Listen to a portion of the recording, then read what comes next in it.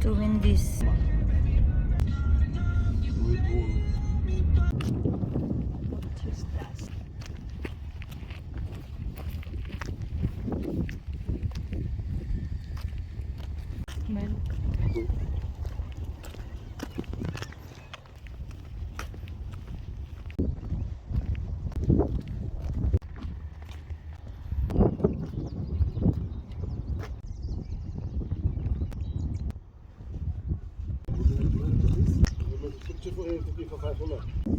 It's not nice.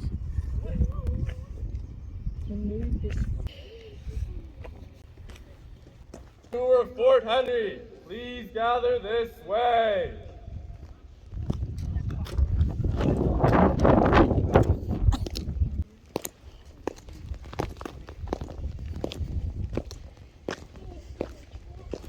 Today. Yes, we are. Lovely. This is Private Tukin. He'll be the tour guide this morning. He'll take you on a roughly 50-minute tour of Fort Henry. If you have any questions, feel free to ask him. If you have any questions that he cannot answer, you can come back to find me. I'm Lance Corporal O'Neill, and I'll be in that room with the gold plate on it over there. I am Private Tukin. I'd like to welcome you all to Fort Henry. So a few points I need to mention before we all start. A few basic points. Fort Henry was built between 1832 and 1837 to defend the Rideau Canal terminus and the Kingston Naval Dockyards. At the time of its construction, it was the largest and most costly fortification in British North America, west of Quebec City. And it was designed as a key site in a network of fortifications meant to defend Kingston and its harbor. So, you may be wondering where we are right now. This does not look like much of a fort.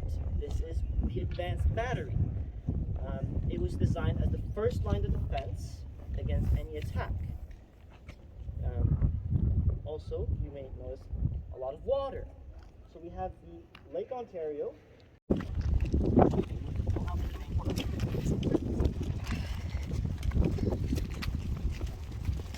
And about 4 soldiers could fit right here at a time. And a large army would not be here.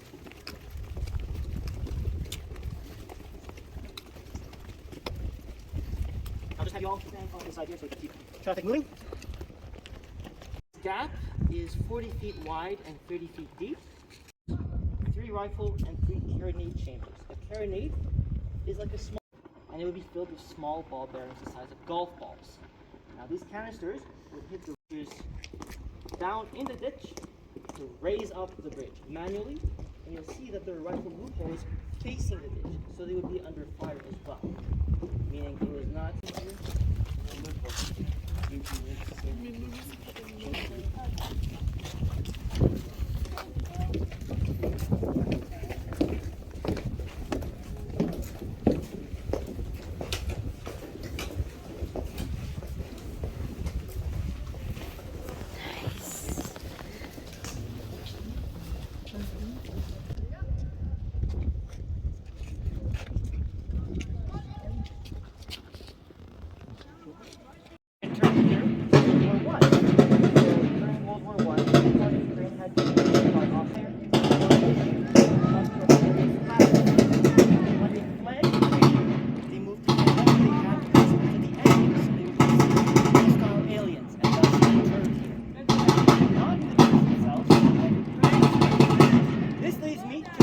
about the garrison stage right here.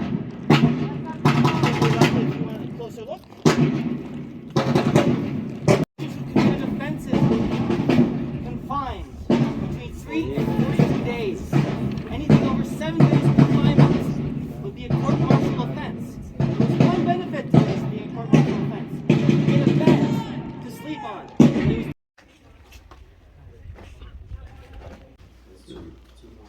Two more people? Great. Alright, well welcome to the bakery, everybody. So this is actually the very same bakery that the soldiers would have received their bread rations from all the way back in 1867. These are the original ovens that were built with Fort Henry in 1832 to 1837. So as you can see, you're lucky enough that the coals are still in there. We do actually still use them to bake here, which is one of the nice things that really brings Fort Henry to life here. So the soldiers would have all received 1 pound of bread as part of their daily rations. It was a very important staple food. It really maintained their diet, which is why Fort Henry would have hired 2 civilian bakers out of the city of Kingston to come in every day very early in the morning and light the fires and bake the bread fresh. This was mostly because it's a lot easier to store larger quantities of bread ingredients than it is actual bread. It would spoil, you don't really want that. And they were very much looking to be able to withhold a siege in the event that those pesky Americans showed up. So they hired 2 civilian men to come in every day and do that. Now, the bread that a regular soldier like your tour guide would have received would have been 1 pound of 100% whole wheat bread. It would have been very dense. It did not taste very good, but it would have been very nutritious and it would have really helped sustain them. Because that bread was not the best tasting, the officers, who were very wealthy, usually paid to provide white flour to the baker to make white bread. Now that did also require a little bit of extra sugar, but it did make a much nicer tasting loaf.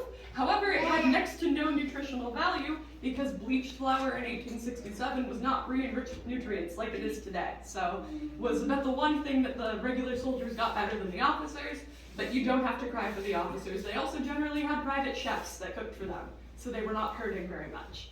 So these ovens are quite large. As you can see, they sort of cut the room in half compared to what you saw in the schoolroom. They are 8 feet deep. So if you see the length of that paddle on the wall right there, that is the whole depth of the oven. They are 6.5 feet wide. So how we bake the bread is we light a fire right in the door of the oven there. We burn it down to coals, which is what you mostly see happening right there. And then we spread those coals out to get a nice even heat of the oven. And then once that's thoroughly heated, we take the coals out and we store them down there. Now that is just for storage. That doesn't provide any extra heat to the oven. It's just so that there isn't a bucket of hot coals that could be knocked over and light this room full of dry wood ablaze. You don't want that. So once those coals are out, the bricks that line the oven are incredibly hot as your standard oven would be, and the bread or other baked goods could go in. Now, you can see we've got some bread pans proofing right there that are about to go in the oven. We still bake a white bread like the officers would have received, so about half of that pan is the 1 pound of bread that they would have gotten. We also bake a cinnamon bread, which is something that the officers could have requested on a special occasion, like a birthday, a promotion, a holiday. Again, not for the regular soldiers, because that would have also been very expensive to make. Now, usually we do still make pretzels and chocolate chip cookies also, not historically accurate.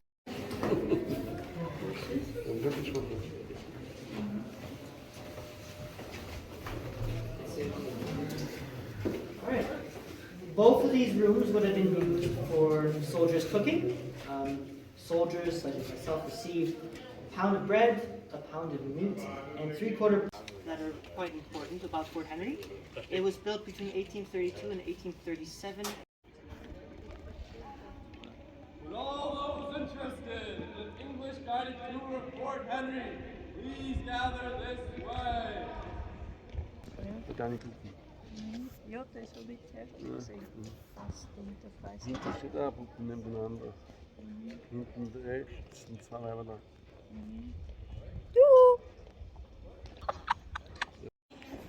Had Austrian passports, and therefore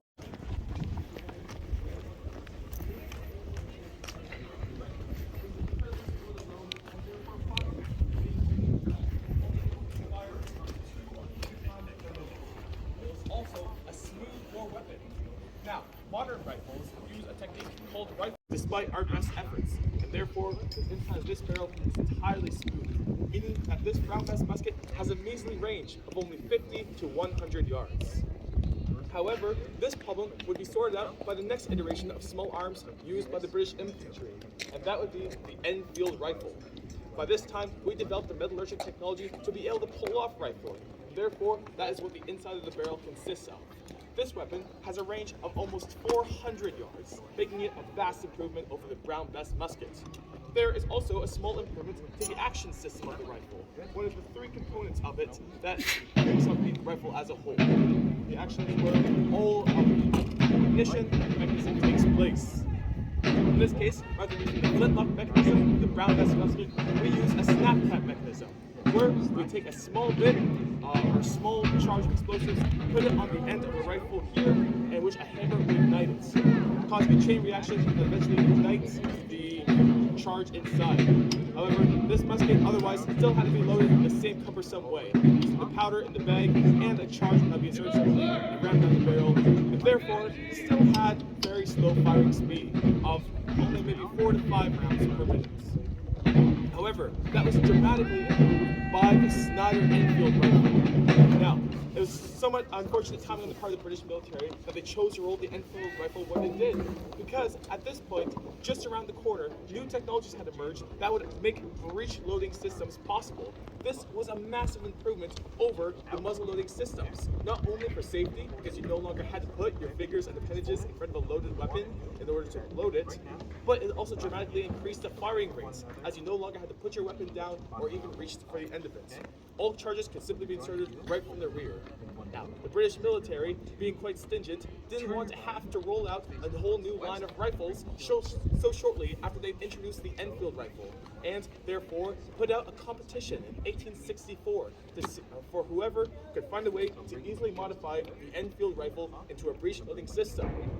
This competition was won, of all people, by a Dutch-American wine merchant by the name of Jacob Snyder. He found a way to simply chop off the action mechanism of the Enfield rifle and replace it with this breech loading system at a very small cost. His design was rolled out in 1866 and quickly adopted by the British military for the next couple of decades. This impressive weapon, because of its breech loading system, could be fired many, many times per minute by a skilled soldier, far greater than the Brown Bess musket or the Enfield rifle. You want to put my face in your eye?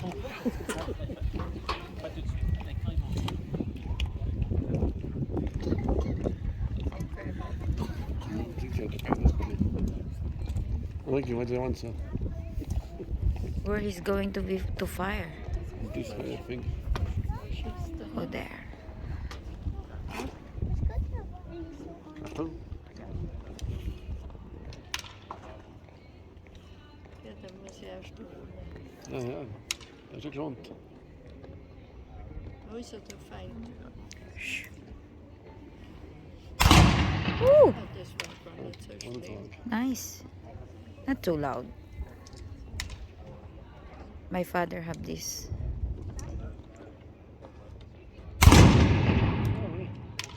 Deze is het lekker.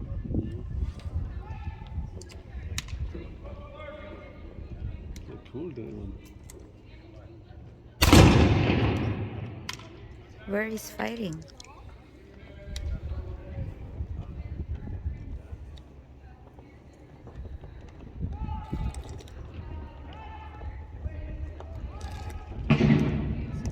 Yeah, nice.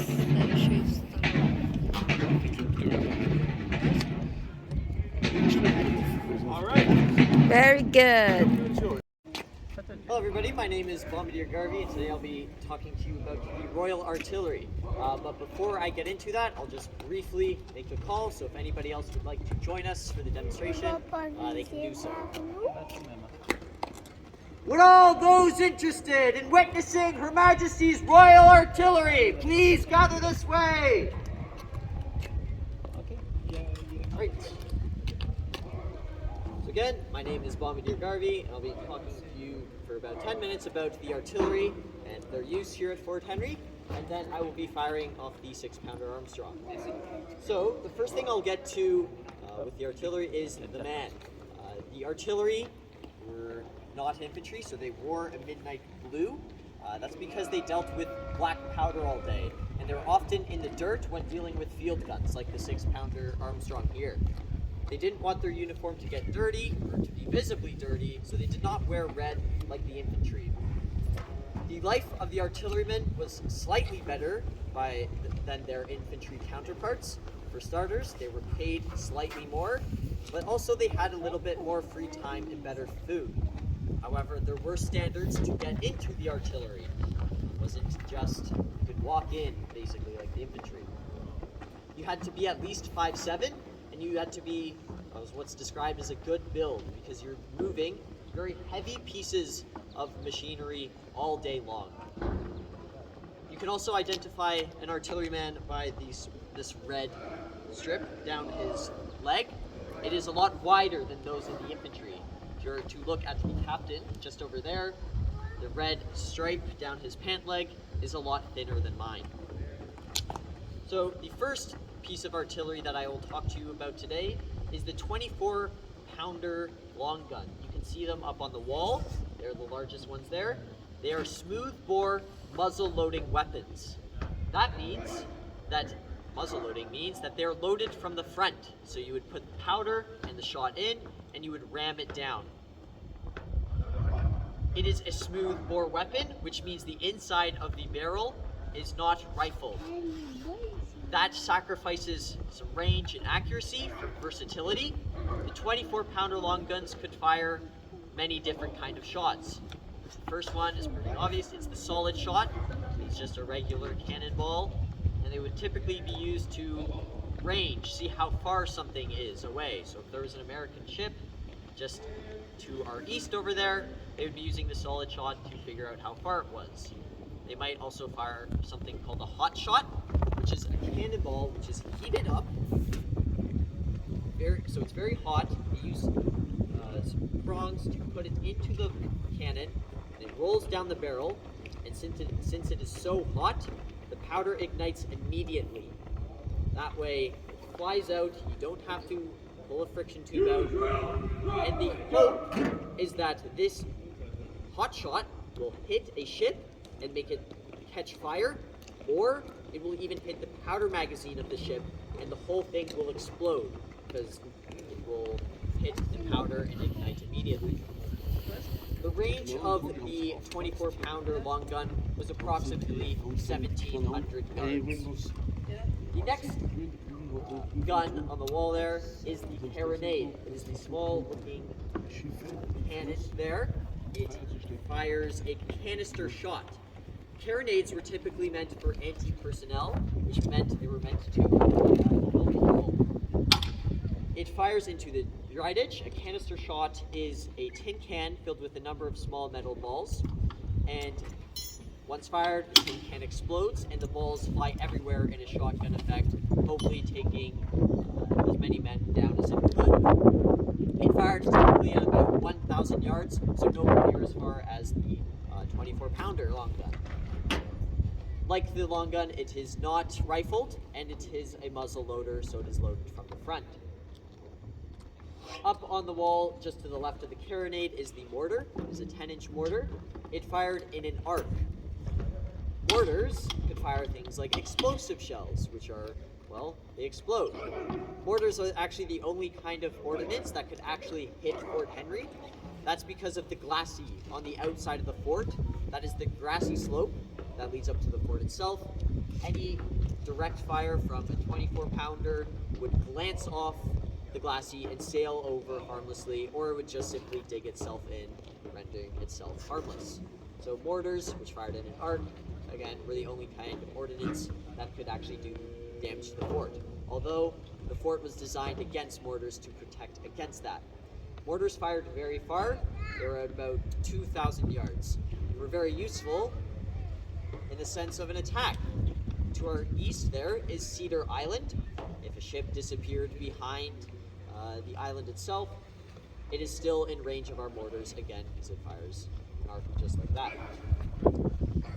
The last cannon that I will be talking about is the 6-pounder Armstrong field gun. It is the one that I'll be firing today. The 6-pounder is not a garrison gun, so it is nothing like the ones you see on the east rampart there. It is a field gun, which means that it would only be used in the event of a campaign, so it would only be used on a pitched battle. It is not a it is rifled, so it doesn't have a smooth bore like any of the guns up there. And it is a breech loader, which means that it is loaded from the back and not the front, which makes it a lot safer to load and makes it a lot quicker to load. It fires about 2,100 yards, which is more than any other gun you see up on the wall there, and that is because of the rifling. The rifling puts a spiral on the projectile that is fired. Again, it shoots further, and it is a lot more accurate. However, it does have some weaknesses. It can get pretty hot because you're firing so quickly because it's loaded from the back. Also, if you notice, the wheels are very thin. In the event of a muddy battlefield, this heavy gun can actually sink into the ground because there's so much weight and it's not dispersed evenly enough on the wheels.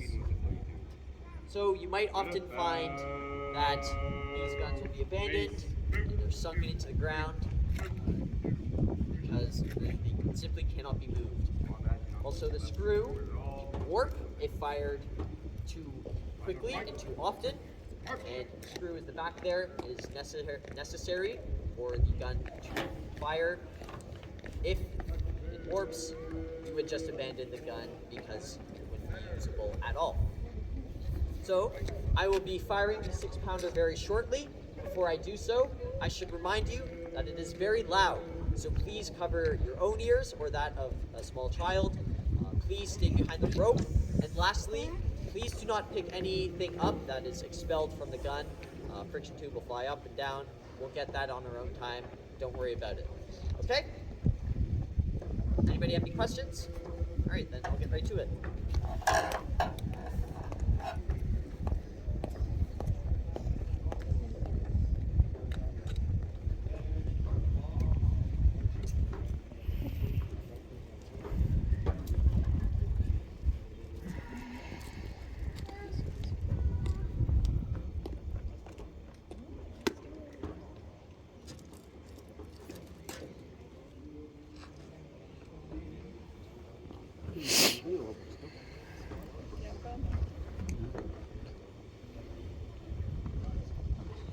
Bombardier, stay up. Bombardier, eyes, punch! 4-7 Romeo, 1 bullet cartridge, blow!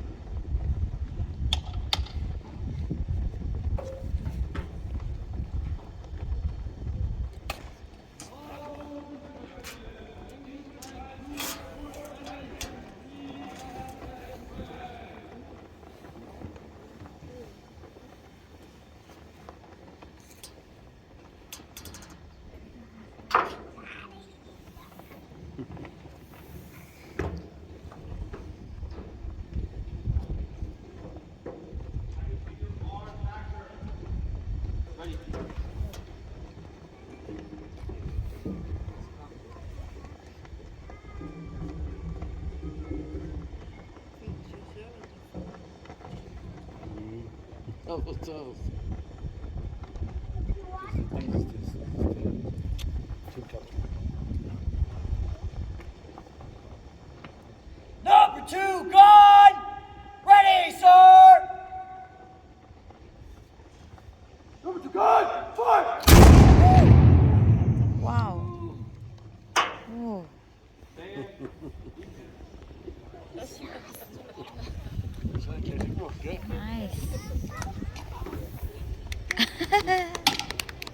So I hope you enjoyed the demonstration. If anybody has any further questions, feel free to ask. And if not, I hope you enjoy the rest of your day in Fort Henry. Yeah, hop, hop, hop.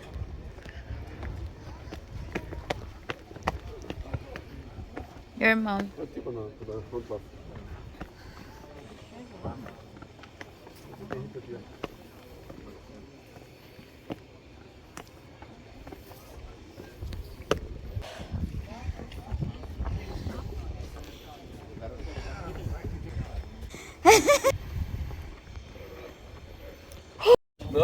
No.